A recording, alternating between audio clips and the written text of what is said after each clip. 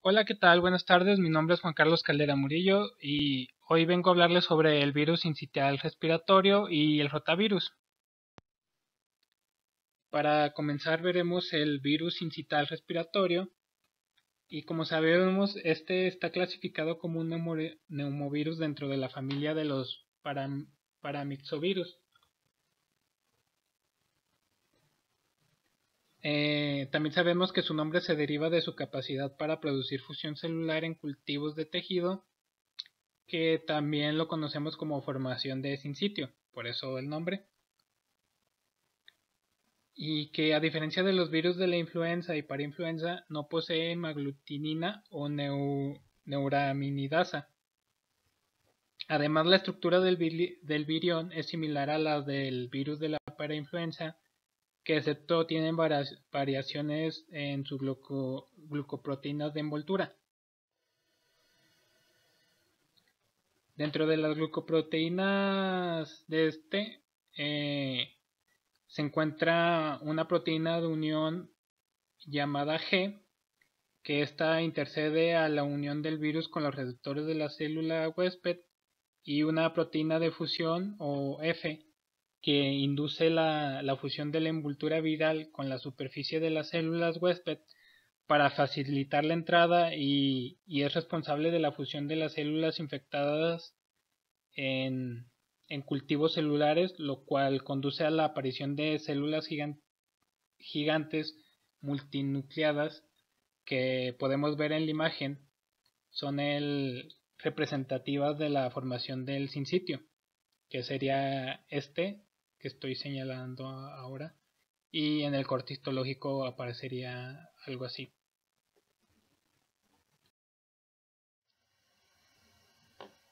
Dentro de las características generales tenemos que el genoma de RNA es lineal y no segmentado en sentido negativo y de cadena única, y que codifica cuando menos 10 proteínas diferentes.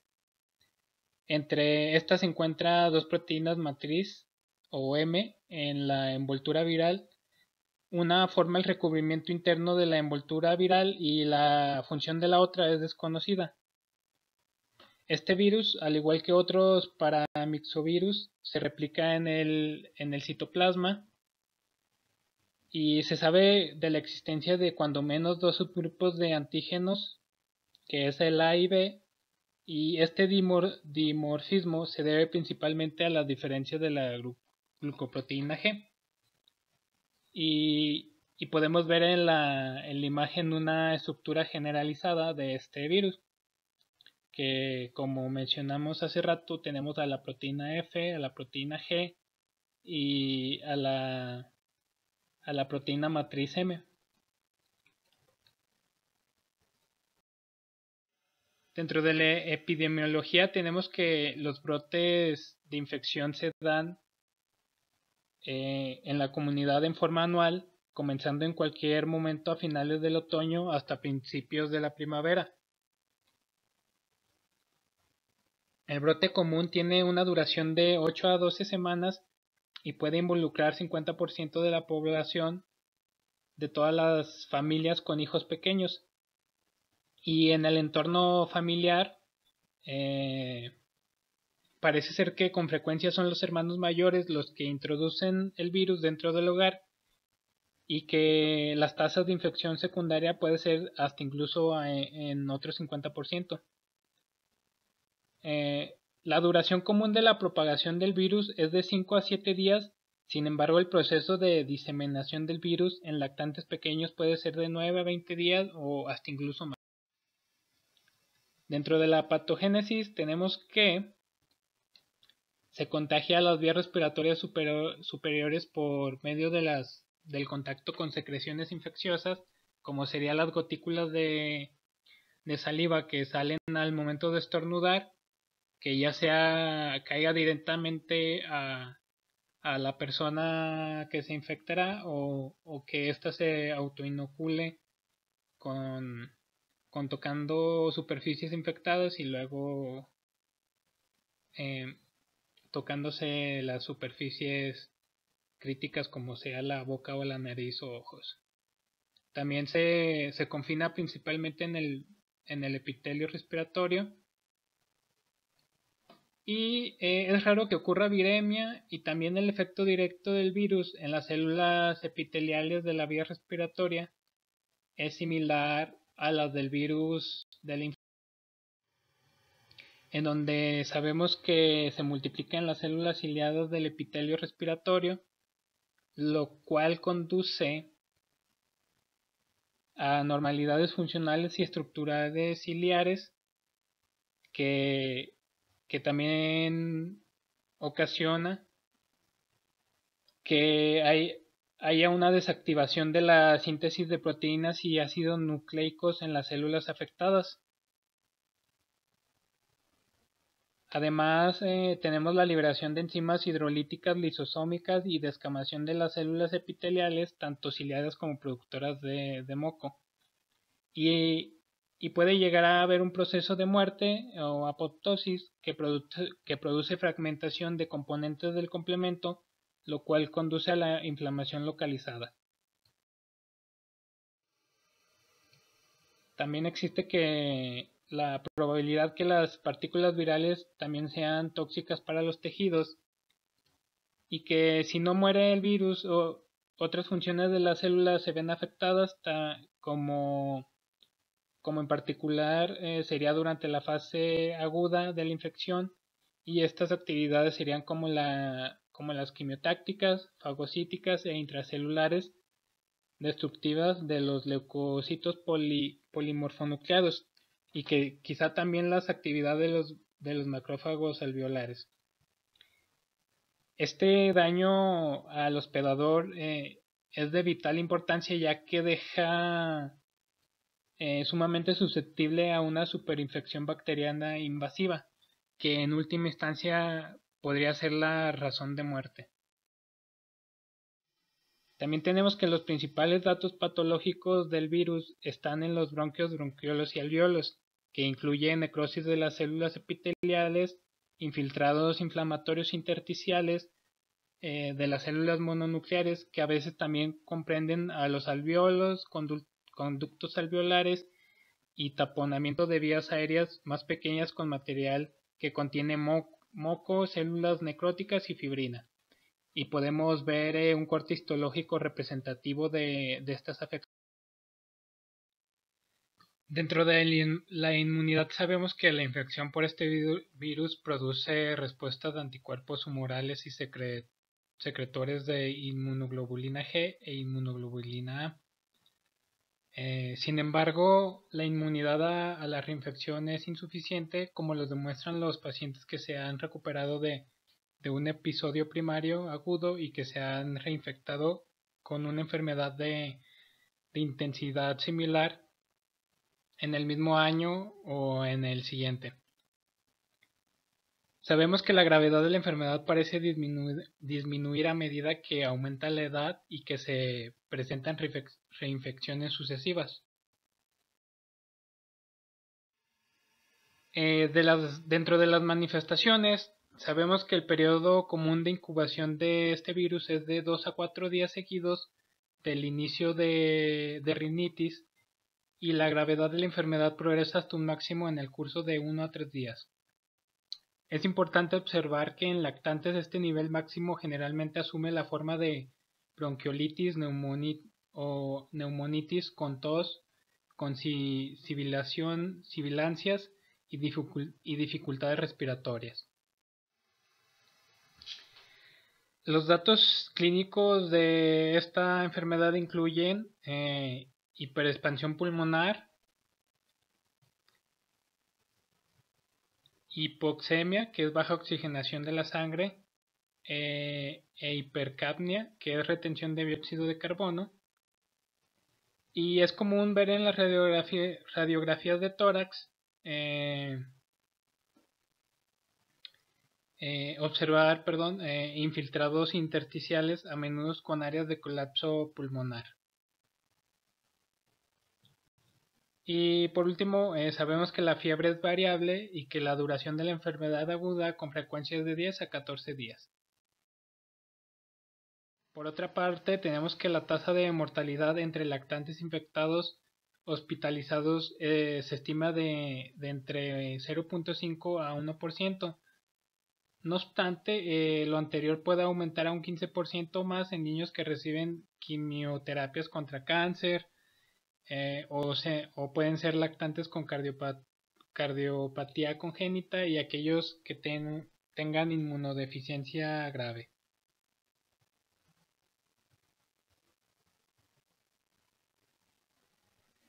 También tenemos que los niños y adultos presentan una enfermedad más leve que puede provocar sibilancias. Recordemos que las sibilancias son sonidos agudos como silbidos que se producen durante la respiración cuando las vías respiratorias están parcialmente bloqueadas.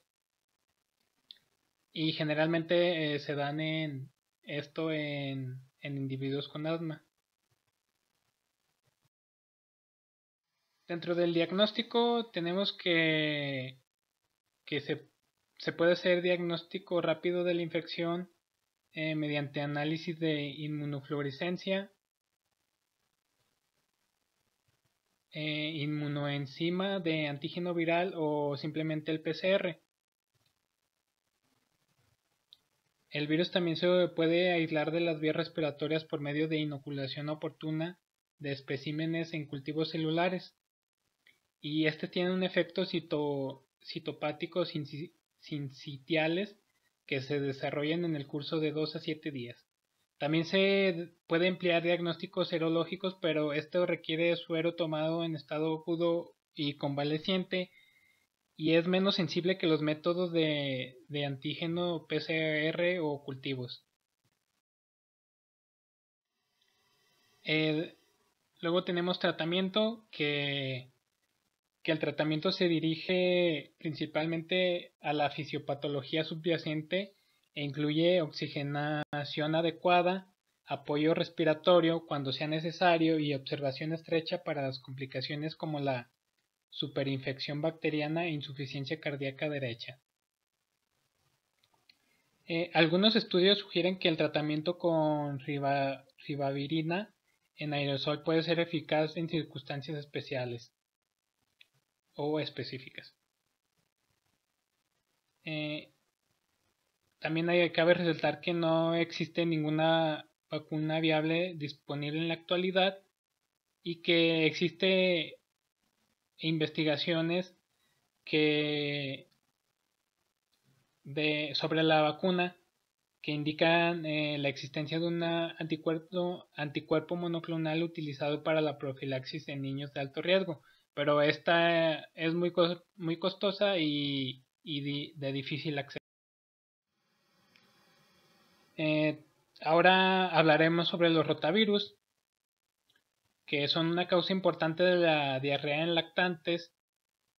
Y estos rotavirus se parecen a los reovirus por sus características morfológicas y mecanismos de replicación. Estos se han clasificado en 5 especímenes nombrados de la A a la E, más 2 especímenes tentativos F y G. Esto se debe a sus epitopos antigénicos presentes en las proteínas estructurales internas, en este caso la BP6, que posteriormente vamos a ver un poquito la estructura.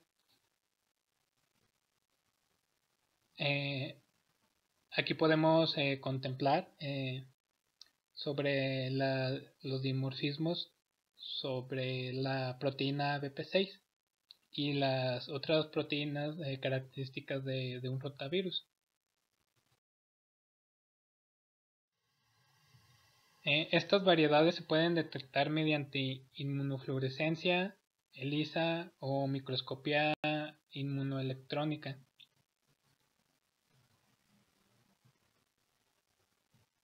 También se sabe que los rotavirus del grupo A son los virus patógenos humanos más frecuentes.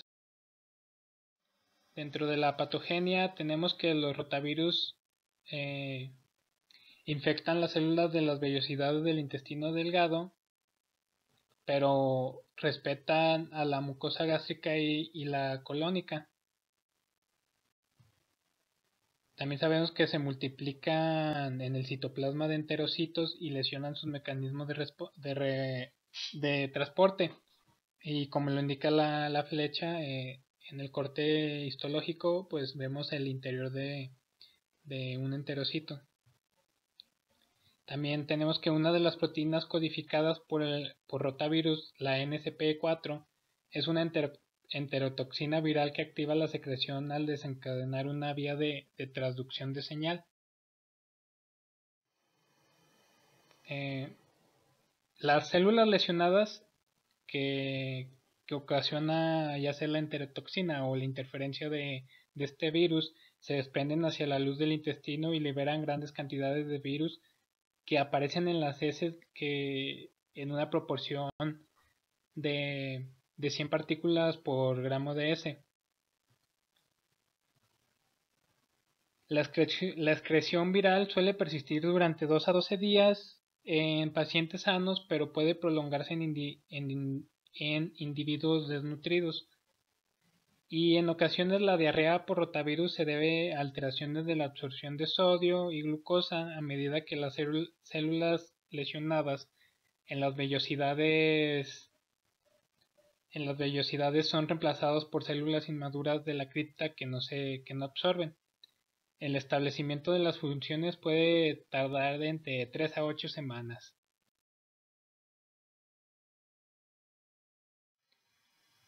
Por otra parte tenemos las manifestaciones clínicas, en donde los rotavirus causan la mayor parte de enfermedades diarreicas en los lactantes y niños en todo el mundo, pero no en adultos. Y hay un periodo de incubación de 1 a 3 días. Los síntomas característicos consisten en diarrea líquida, fiebre, dolor abdominal y vómito, lo que desencadena deshidratación. Y cabe resaltar en lactantes y en los niños la pérdida grave de electrolitos y líquidos puede ser mortal si no se trata a tiempo. También tenemos que los pacientes con casos más leves manifiestan síntomas durante 3 a 8 días y luego se restablecen por completo. Sin embargo, la excreción viral en las heces puede persistir hasta por 50 días después del inicio de la diarrea.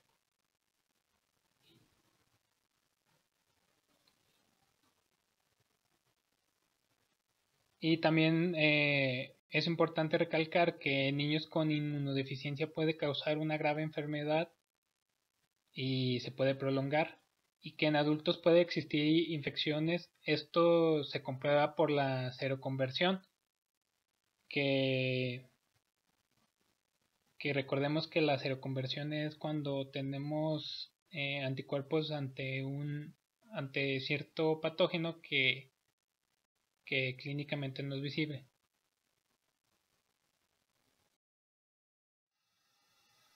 Dentro del diagnóstico se basa en la demostración del virus en las heces obtenidas en las primeras etapas de la enfermedad y en la evaluación del título del anticuerpo. También el virus en las heces se demuestra mediante enzimoinmunoanálisis o microscopio inmunoelectrónico, y que la detección más sensible se es dada por el PCR, y se puede utilizar las pruebas serológicas para detectar una elevación del título del anticuerpo, sobre todo como el. Dentro de la epidemiología tenemos que es la causa más importante de gastroenteritis en todo el mundo y se estima entre 3 y 5 mil millones de episodios de diarrea anuales en los niños menores de 5 años de edad en África, Asia y Latinoamérica, lo que produce hasta 1 millón de decesos. Esto es muy importante porque a lo que dije se refiere a los países subdesarrollados. Como lo muestra la flecha, pues por lo general son estos países en color amarillo.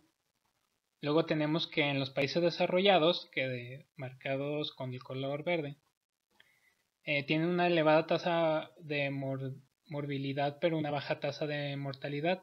y que en 50% de los casos de gastroenteritis agudas en niños hospitalizados en todo el mundo se debe a.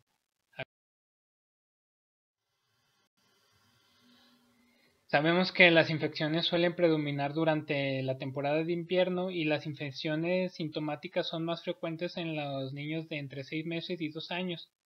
La transmisión parece ser por vía fecal y oral y las infecciones intrahospitalarias son.